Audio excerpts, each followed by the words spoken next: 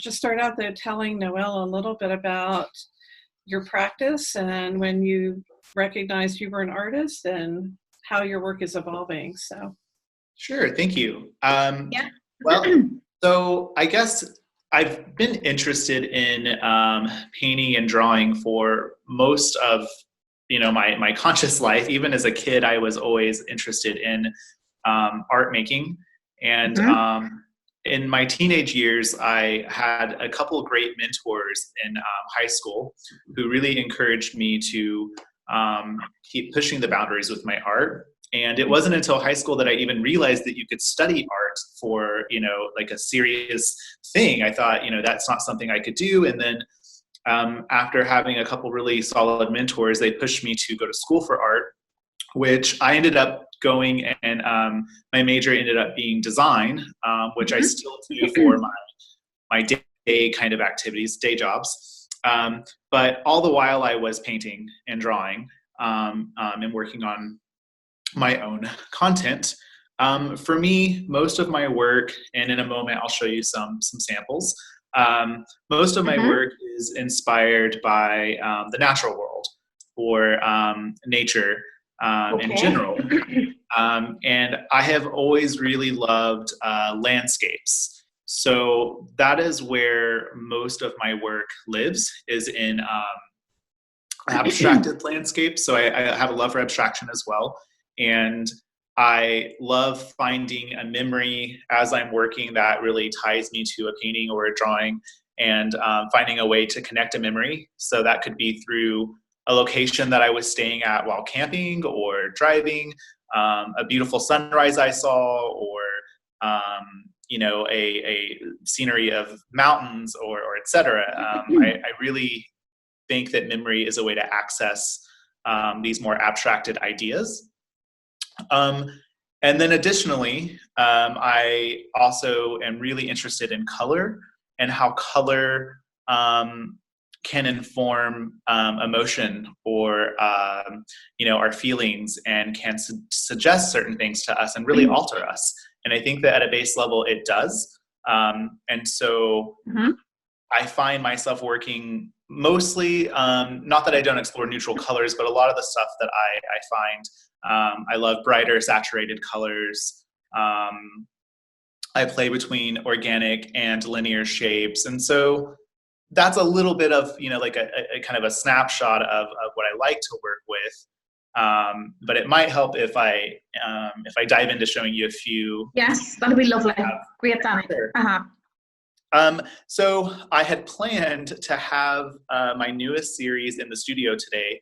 I spent about 6-ish months painting about 16 paintings, and unfortunately they are in quarantine in a botanical garden because I'm not allowed to access them until the end of the month. So instead, I have some older work, and let me see. I'm going to try to turn my camera around. Let me see how this works. Okay.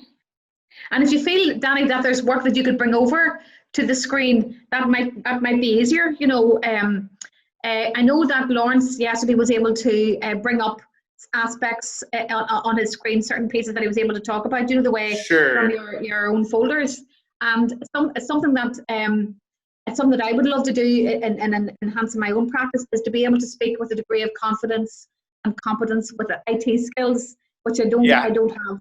I think there are lots of artists. I mean, you're coming from a generation that's born and bred in this stuff, but I think what I suppose the intention behind these virtual studio visits is that it's the beginning of what could be something that could be a virtual one for the website further down the line, or something that you might want to look at. And I think experiencing doing podcasts and interviews with artists and talking about their work, I think it's something that might be part of the future that we're looking into here, and Absolutely. So this is all about experimentation. And I just want to acknowledge as well what Susan has been doing and providing this forum, because I mentioned that we've been in contact since last May on a weekly basis, sometimes twice a week, just simply with our phones and WhatsApp, and now we're Zooming, Right.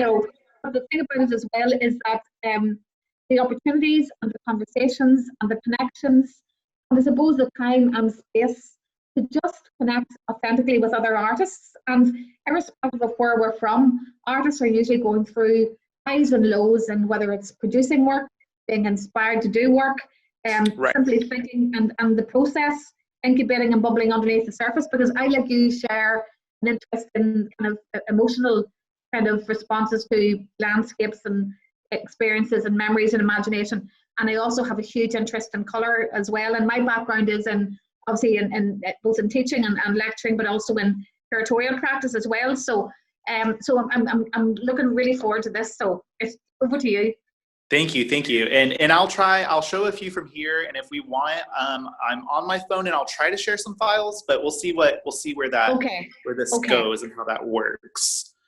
So I can get a little closer. So in this corner, I have some work that is from a series that I believe this is 2017. And these are all various sizes. But this one in particular is called Mad River.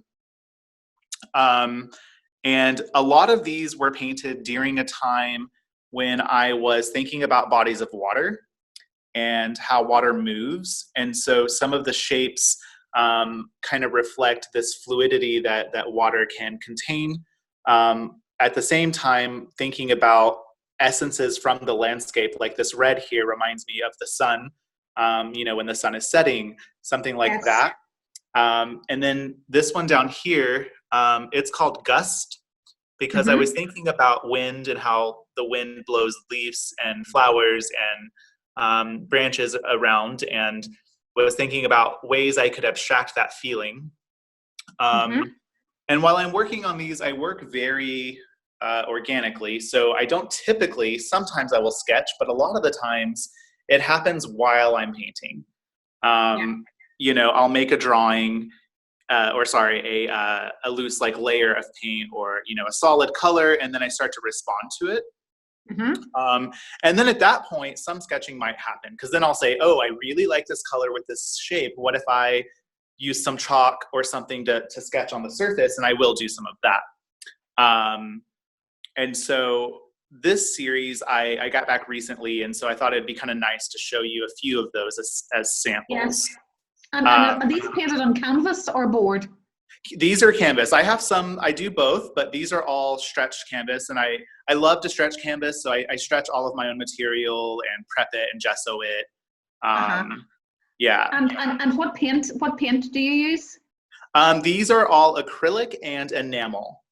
Okay. So yeah.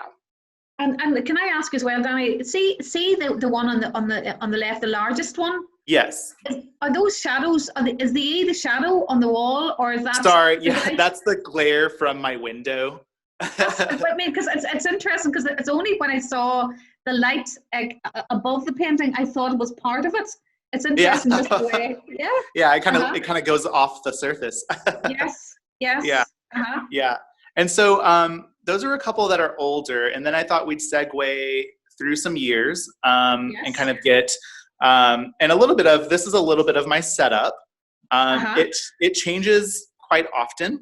I love to move energies around when I'm working, and if I feel stale, I'll move furniture, because that always helps.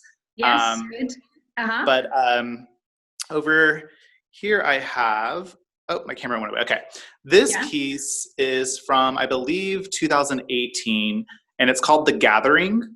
Yeah. And this was a piece I was working on for an exhibition I had at Art Space Untitled here in Oklahoma. And the title of that show was called Strange Tide.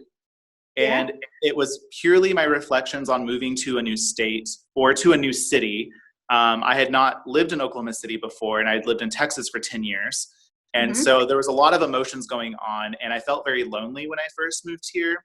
And so I found a lot of I guess belonging with my shapes that I drew in. And so this was kind of this like I'm hanging out with my friends through a painting. So it's called The Gathering. It's a gathering of shapes. And the one that's interesting about this one, some of my later work is so flat that you cannot see any history lines or any place where the brush laid. I tried to be very flat. But what's interesting about this one is I wasn't as concerned. So if you get close, you can see a lot of built up paint and layers. And I pulled this one out of storage because I wanted to be reminded that not everything needs to be so perfect and flat and clean all the time, because there's something that happens with the surfaces as you build them up that almost tells their story. And I'm kind of interested in that a little bit right now. So I pulled that out to be a reminder that you can do flat edge, hard edge work. That's great. But sometimes showing those history lines or where a line lived or how it changed is interesting.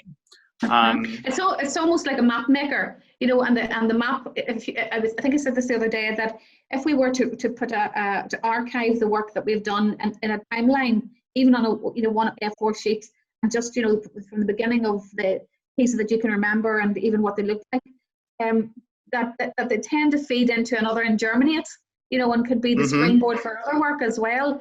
And I suppose when I can see some of the iconography and the narrative from this piece here and the others. And the first question I wanted to ask you was, in defining the lines and the shapes, do you mask those off, or are they just those are also typically organic, and which is why with a lot of the later work, I work in very light layers, so that as I'm working, if a change happens, it's not as dramatically visible. But with a work like this, I was working so organically that that thought process hadn't happened. So if you get up close, you can see even in the red part where like a shape used to live. You can kind of see underneath there's a little bit of like a line coming into the blue. And, so that's kind of the interesting thing about this particular painting. But typically most of the work is all kind of intuitively painted.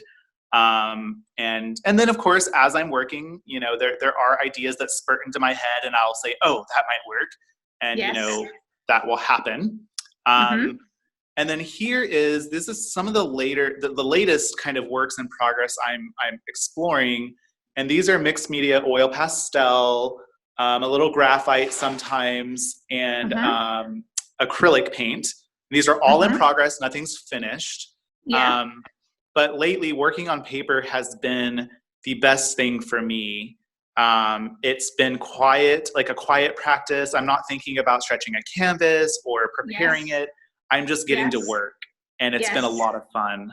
And do you know what's lovely as well, Danny, to see your little notes? They're like little kind of reminders and sure.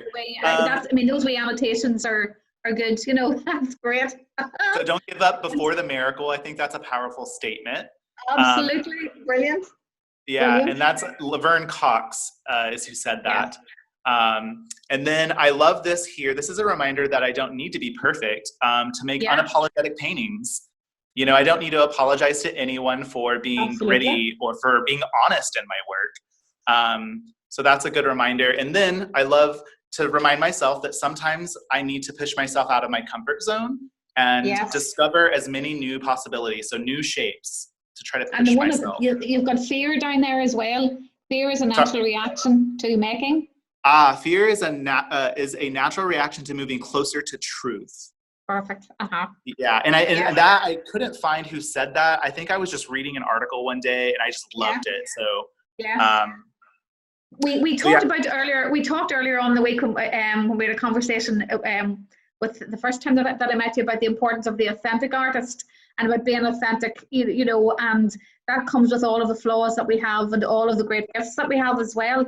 And that process of the untangling, whether it's in our heads or whether it's trying to refine the use of a material, that no one else has that DNA, only you. So it's a case of all our paths are different. They're perfectly aligned in a way, but for each one of us, our experimentation is equally as important as the realization. That's a really, really important part. And we were speaking to Elizabeth earlier, and that whole idea of we literally could be 3 artists at any one time and more. There's the disciplined artist who will work and be neat and organized and methodical. Then there's this sporadic, experimental, spontaneous aspect, and then there's a real introvert that doesn't want to, that wants to shut down and close down until they need. It's almost like a hibernation, and they can all happen at the same time. Sure. Yeah, no, and thank you for that. That's great advice to remember, because I think sometimes, I think maybe it's an artist mentality, but it's also maybe my personality, is that coming from a background in design, when I was in school, I was often taught to be as clean as possible, to make every line, it has to be mathematical and everything adds up. Yes. And it took me years to break those rules, Yes. to give myself permission to work like an artist.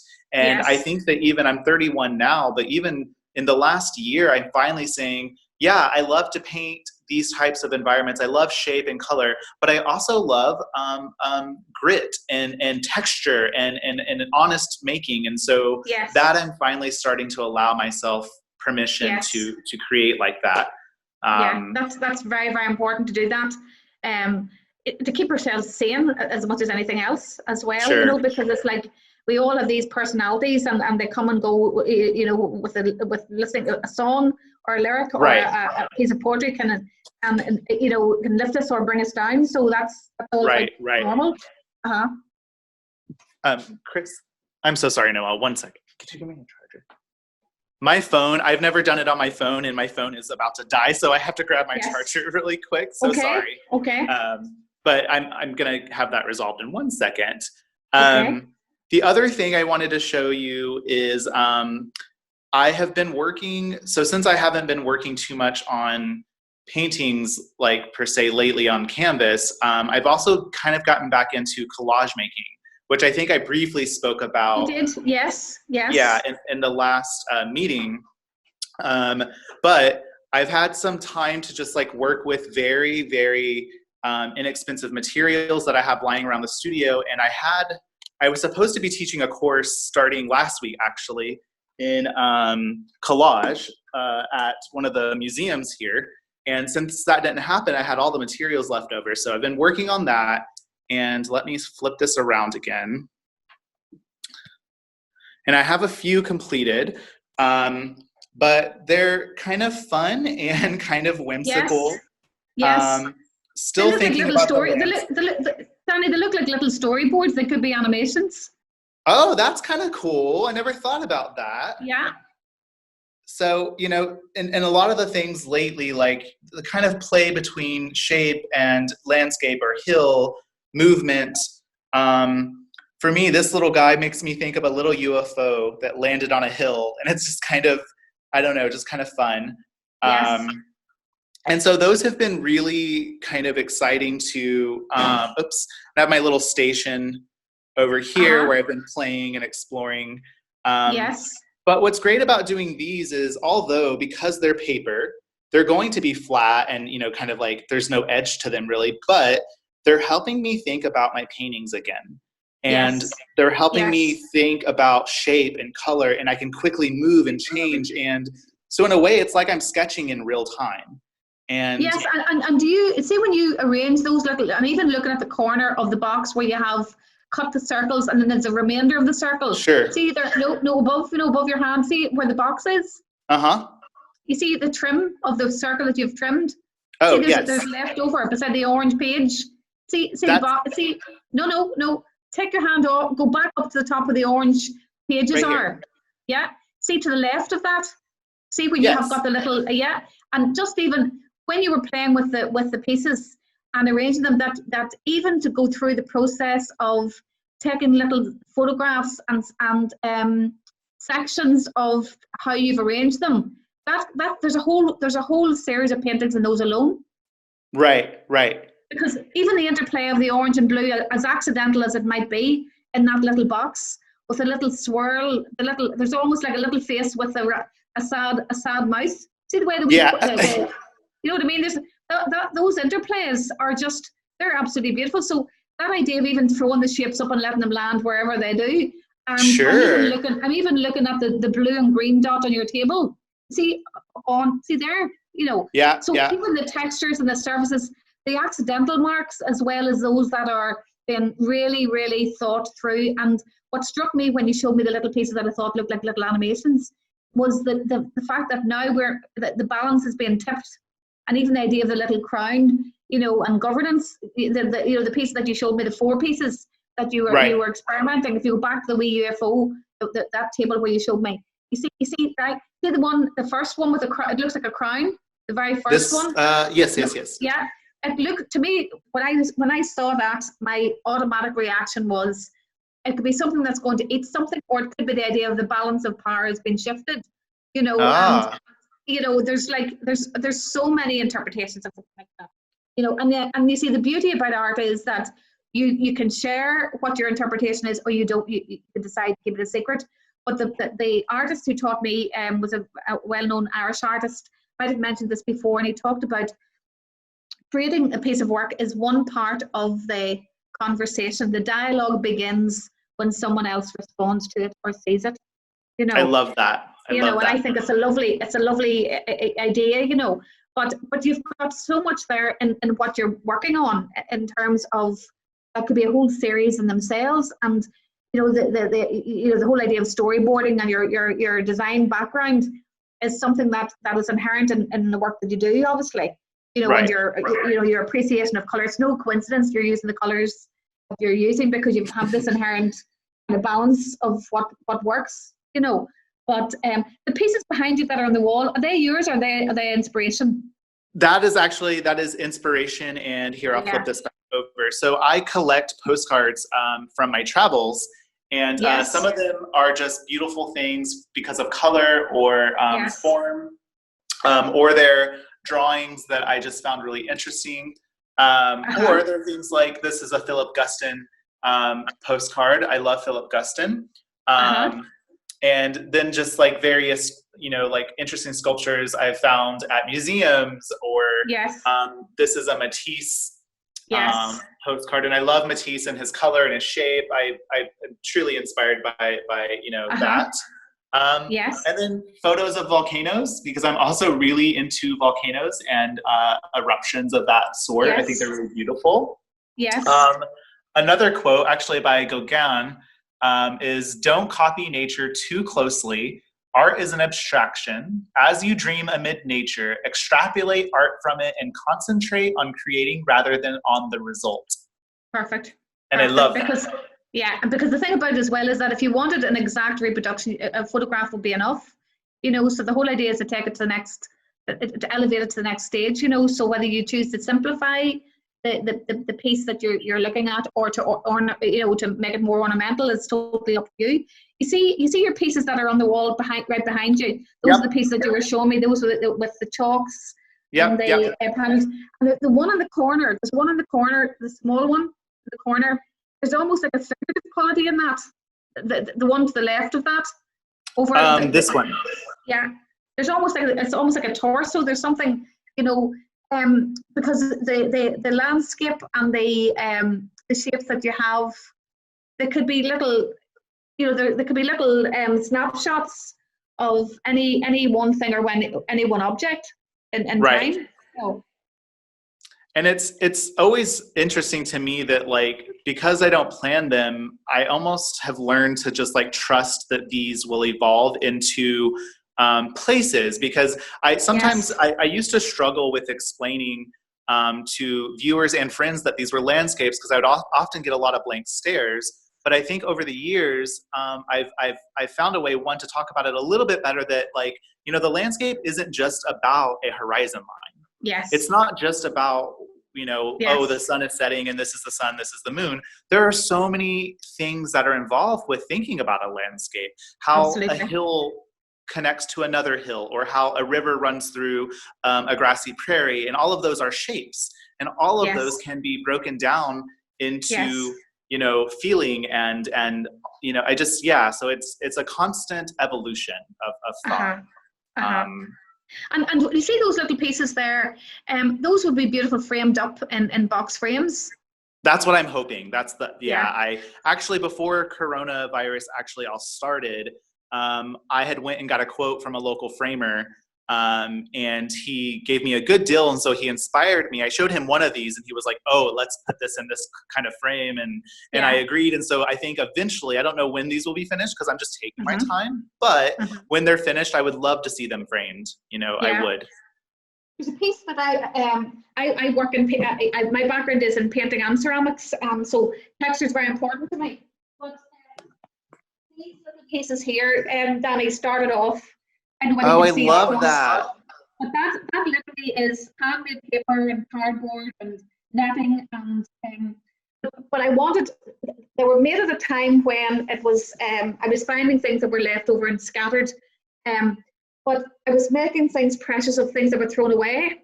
So it was to do with a particular period in life, which we all have those periods. Yes. But I decided that I would box frame it so that it was recessed. And because I work with paint and pastel and acrylics, and then yacht varnish, which is a very, very, it's like a shellac, it's a very strong, shiny, robust yacht varnish, and it gives a very good black up. But I've another one I want to show you, because I did a whole series.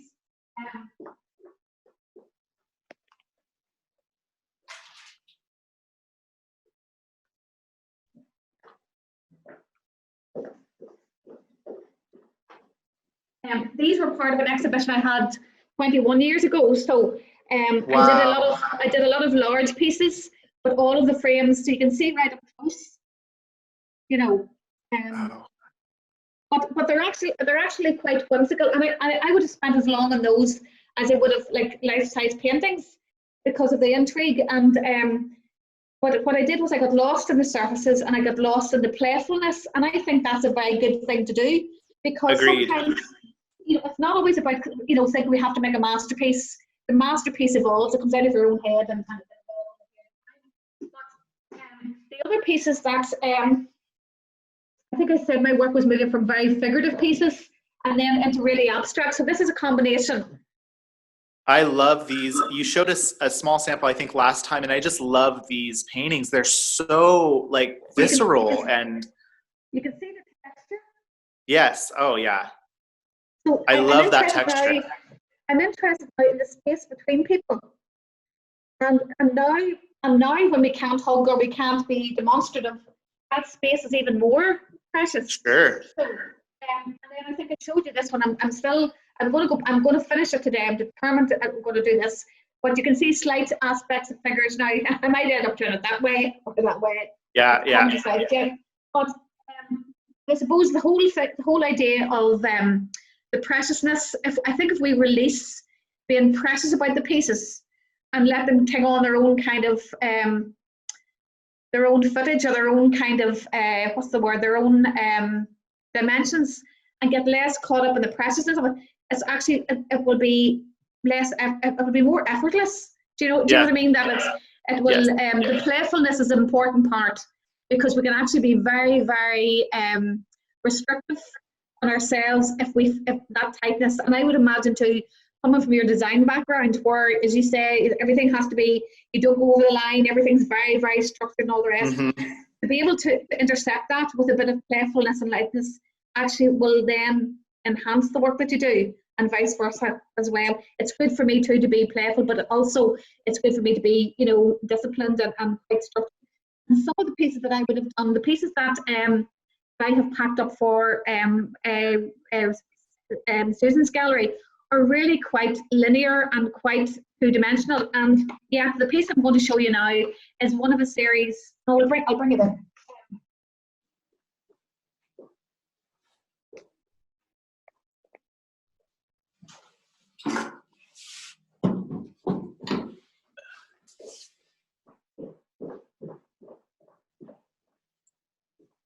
I think I showed you.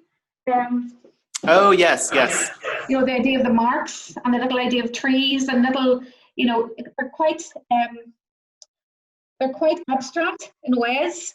But there's something that you said about the horizon. You don't always need to have a horizon, like the suggestion of a landscape or a field or whatever, you know. And that to me is very, very important. But there's a piece I wanted to show you, and it's and this was actually when I was I got really, you know, Noelle, I think you're cutting out just a little bit. There. This piece here. There we go. Wow.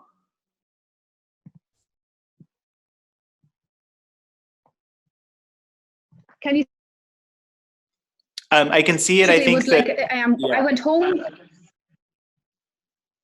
Yeah. Yeah. Yes. The connection was a little bad for a second, but it's fine now. It's fine. Okay.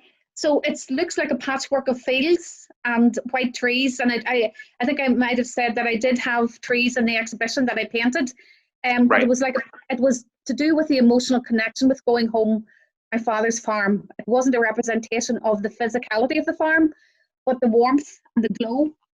Absolutely. Yeah, and I'm so struck by your colors. They're just emotionally, I think they just grab me, and they're just like, they're really, like, there's an intensity that is so also at the same time so comforting, and there's kind of both worlds are happening. Yes, it's the idea of the warmth and the energy, Mm-hmm. and the vibrance of connection.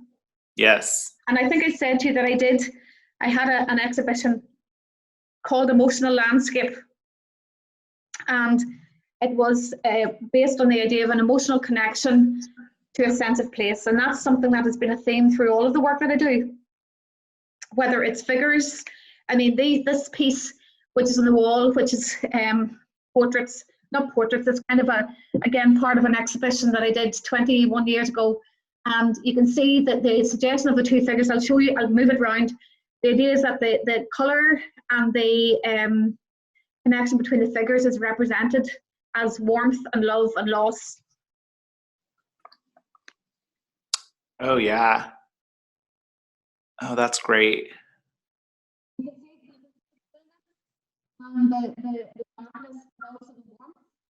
Then what I do is I burn into the frames so that the frames can contain the energy of the colours. You know, so that larger piece and the smaller captured pieces were all part of the same exhibition, you know, because I wanted the idea of things that were disposable, whether it was the beginning or the end of a relationship, or things that were cast away, could actually be very precious, whether they're memories or imagination, or, you know, untangled or distangled. You know, there's all of that about the I suppose the idea of life's tapestry, you know, the warp and the weft threads connecting, you know, so right. So I'm quite interested in this idea of the space in between, and the space between us as a context for another body of work, you know, and whether it's in parallel with a landscape or a connection with family or people or relationships. I think there's something in that, particularly even now, that's very prevalent in the conversations that we're having, you know, at this time. I think especially now, you thinking about these themes is definitely important, because yes, we're dealing with something that is very new to a lot of us, and I think that you could really find something to focus on that would develop into a really interesting body of work. Yeah. In terms of your the work that you're do you work on themes with the intention of an exhibition that you can see built around that, or do you work, you know, I get the impression you work in a series, you know, that one spawns from another and will connect and generate other work? Yes. So I typically, a lot of the times, themes and titles and kind of the energy behind a series comes as I work. So yes. I like to work on at least like 12 to 16 pieces typically for a series. Yes. And it's funny, I always get very nervous because sometimes it's not right until the last like couple weeks of painting something that I say, oh my gosh, this is what this means. Or, you know what, most of these paintings remind me of water, or most of them remind me of mountains. And so then that's kind of when I start to think, you know what, this is a theme I could go with. And so that is often, and it's I almost enjoy the story in some regards, sometimes more than the actual work, because they're often very personal, as your work is as well. Yes. And so since like with my series I made Strange Tide, when I first moved here, that was all about the strangeness of moving to a new place and how you know, those waters are unknown and you don't know. I also painted a series in 2016, which I'll also send you my website so you can look at some of these things. There's a series called The Sun Shines Blue. And that series was all paintings based on my year in Indonesia. And so again, another kind of landscape inspired situation, but those paintings were very lonely and isolated because I loved being abroad, but at the same time I was alone. And the work I was making in that period was kind of at times could be a little bit sad or in that regard. So the work takes on themes as it grows. And I think that's... Well, it's funny. It's funny because people associate the color blue with sadness. I don't see it like that. But the exhibition that I had, solo show called Out of the Blue, is the one that I was referring to. So it's the figures on the wall that I showed you, and the little textured pieces, and then the larger mermaid and the inverted tail, and it was all called Out of the Blue because it was a kind of a play on words. And I think that's the good thing, that artists can be creative, and use a bit of creative license as well, Yes. But the great thing is, as well as that, is that whether you journal or whether whatever way you collect, quotes or references and all the rest, it's a very healthy way to process all of those emotions are equally valid, And it's funny, there's an artist, as you were speaking and showing me your work, there's an Irish artist called Sean Scully. I love Sean Scully. I was going to say, but the work is there's an energy about your work. He is definitely one of my mentors. I love him. He's great. Well, that's great. Because I can see the influences. And one of the things that we've been doing with a group of fellow artists, and it might be something to consider, Susan, as well, for the family of artists within the gallery, is to look at what artists have influenced you. What if you had again, back to this kind of timeline. This is a brilliant opportunity to reflect, and we had this kind of conversation the first day, I think, as well, to stop, stand still and remember, the influence that we've had, whether it's with the music or the time or the highs and lows or the dips that we've had.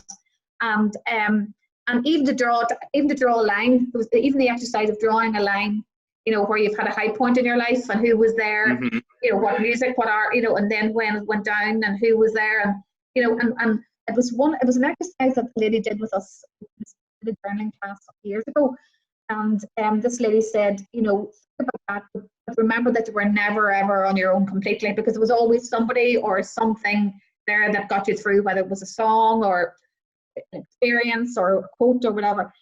And it's funny too, I'm sitting beside a student, I think I might have said this as well, and she'd just come out of college, art college. And she said that she joined NCAD, the National College of Art and Design in Dublin. And she said what they do is they break you up. You go in the college, they completely break you down. And then what they do is they break you down and they forget to build you back up again. So you're completely crushed. So it's that idea of taking your armor, your personal armor, or your poetic armor, or whatever it is, your bag of tools or tricks, whether it's music or theatre or friendships or relationships, that keep you nurtured in your nest to get to the next stage, Yes. And Noelle, I had a question kind of looping back to what we were talking about earlier, because it seems to me like you also work on a lot of different, or with a lot of different materials and in a lot of different ways. So sometimes you're figurative, sometimes you're abstract, sometimes you're working with physical materials. And I enjoy that as well, working between like collage and pastel and acrylic painting. Something I struggle with, and I'm getting a lot better at it lately, but sometimes I feel like I struggle with being visible or public about these different series, because some of them don't look the same. Like sometimes I'm making very linear paintings, and then sometimes they're very gritty, organic paintings. And I find myself with this mental battle saying, wait, you're this artist, why are you doing this? Like, you can't do that. But you actually can, because in the conversation we had previously with Elizabeth, and she was showing her work is really very prolific. Her painting was very loose and experimental. Her drawings were so precise. They were, oh my goodness, they were so elegant and very, very detailed. They could almost be pieces of jewellery, the way she designed them. And then she had her whimsical and very creative three-dimensional pieces, which combined the analytical mind with the disciplined mind and playful, expressive in the decoration of the pieces. So there's what I tend to do is I would have a solo exhibition every couple of years, and I would be involved in group shows. And even though more recently, I because I've been doing a lot of work and supporting other people, and over the years, I haven't really made the time to create my own work again. I haven't really haven't made it a big enough priority to sort of do that. So I've retired from my job as an advisor there just 2 years ago, and I call it retirement because I'm in another stage of my life, early retirement. But I'm interested in so many things, and I definitely have that a fear of missing out. So I want to be everywhere and you can't, and then I end up nowhere. But what I find is that if you get bored, and funny, Mark was saying the same, and Danny too, that sometimes it's good to go back, to move between pieces of work. There could be days when you want to be the frivolous or whatever. There's other days when you want to be the disciplined or whatever. But there will come a time that you will choose that there is nothing to stop you from exhibiting different series within the same exhibition. And the way, for example, that I would have worked is that I look at a space that I am invited to exhibit in. I look at the scale of the walls and the size, and I look at the scale of the work that I want to work on. So in the past, I would have worked with really, really large pieces. It could be about 6 foot by 4 foot, right? Yeah. At the side of the door. So then I would have a number of signature pieces, and then I would have a series of smaller pieces, which were the little mixed media pieces. So then where I would actually exhibit those in the exhibition would be, so there's almost like reading a book. There's a beginning, a middle, and an end. Sure.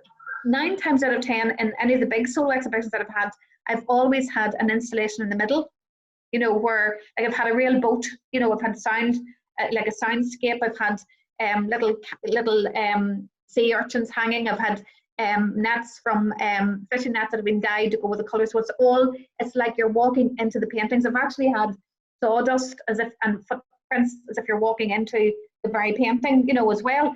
So there is nothing to stop you at any stage, Danny, to actually find yourself by the mix that you actually create.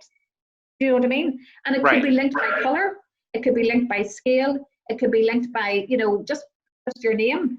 So don't feel that it's a bit like the original quote. You don't have to apologize for making what you do because it's coming from the one source. Do you know what I mean? So yes, I wouldn't get too caught up. I wouldn't get too caught up in that. I would just continue to do what you're doing. There'll be days, as you say, you want to experiment and throw shapes, literally throw shapes, and other days where you'll want to refine paintings. But they're all valid, but throw nothing out. I used to always say that to my students: throw nothing out, because there will come a time when that will be a very, very important source and a very important part of the jigsaw that is your life, that is the continuum of what you do and how you create pieces of work that you do. Thank you. That was such sound advice. Thank you. Well, I'm glad. And the other thing as well, that from the little pieces that you were experimenting with, that over beside the box of paper, even to take a series of photographs where you're scattering the shapes, just little digital prints, of all of those. Because you have got, as I see it from what you've shown me today, you have a whole series of up to 30, 40, 50 pieces of work there that can go in absolutely any direction you want to. Right. And they don't have to be done all now. Savor it. It's not a race. I think there is this. I think for many of us, there's this kind of fear. Oh, what are we going to do? We've got all of this time. Oh, I should be mass producing because everybody else is. And you can actually get really quite stressed if you go on and listen to what everybody else is doing. You have to stay in your own room, in your own head, whatever room that is. And in my house, my kitchen is the productive area. The living room is the relaxation area if you want to go and read or want to watch TV. There's certain rooms or certain seasons that you have to go inside your head so that you can emerge and come out and create when you want to, and not feel that you are compromising yourself in the process.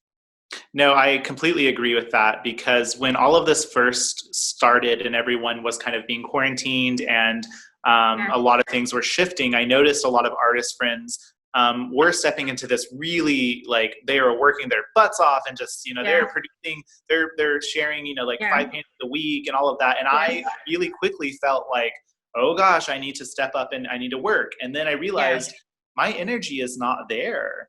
And I've been finding it that for me in the mornings with a cup of tea or with coffee, cutting out some things for a collage or touching up on something I had started the night before and just taking my time has been the most beneficial thing for me. And the day that I'm ready to say, here's a series, then that's okay, you know? And absolutely. Yeah. No, I think that's very wise. I think it's very wise because you can beat yourself up a lot, and particularly in isolation. Well, most artists are working in isolation anyway, but I think that, you know, because I'm involved in a number of collectives, and, you know, there's one or two artists who are on very often, you know, and part of me has seen that behavior before where people can become very insecure and feel they have to prove, you know, I look at me, I have the perfect space, the perfect gallery, and look, I'm doing this. And it makes the rest of us feel very, very nervous. Also kind of, and I see this with students as well, approaching exams and adults all the time, but, you know, that kind of nervousness is normal. You know, that edginess is actually where the creativity is sometimes, you know, and sometimes it's it, and have that cup of coffee and actually think, you know, something, that's when the sparks come, you know? Yes. Yeah, I agree. And I also want to say, firstly, Noelle, thank you for taking the time out of your schedule today to speak to me. And I love your advice. And this was a really illuminating conversation. And I'm really enjoying getting to know you. And I think having your voice with Objets Trouvé and you know, being within the artist core and all of that, it's really great. And secondly, Susan, thank you for being a connector of people and ideas. I think that no one probably could have seen this being this time forming such a beneficial group. I mean, I think we are all just really supporting one another in a way that I really didn't see happening in a time so uncertain. So, Susan, thank you again for putting all of this together as well. Thank you, Dan. Absolutely, that means a lot.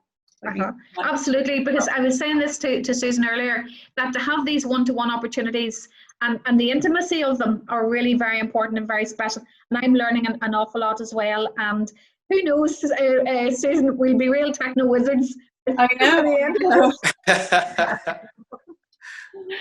But again, thank you both, and I have a meeting right after this. I'm going to jump into that, but I do hope to speak to you both again soon and see you in another Zoom call. Yes, and what I'll do is I'll send that information on then, and I'll check in with you again tomorrow then, Susan. So thank you very, very much, and great to see your work, Danny. Well done. Great. Okay. Thank you. Bye-bye. Bye. Have a great day. Thank you.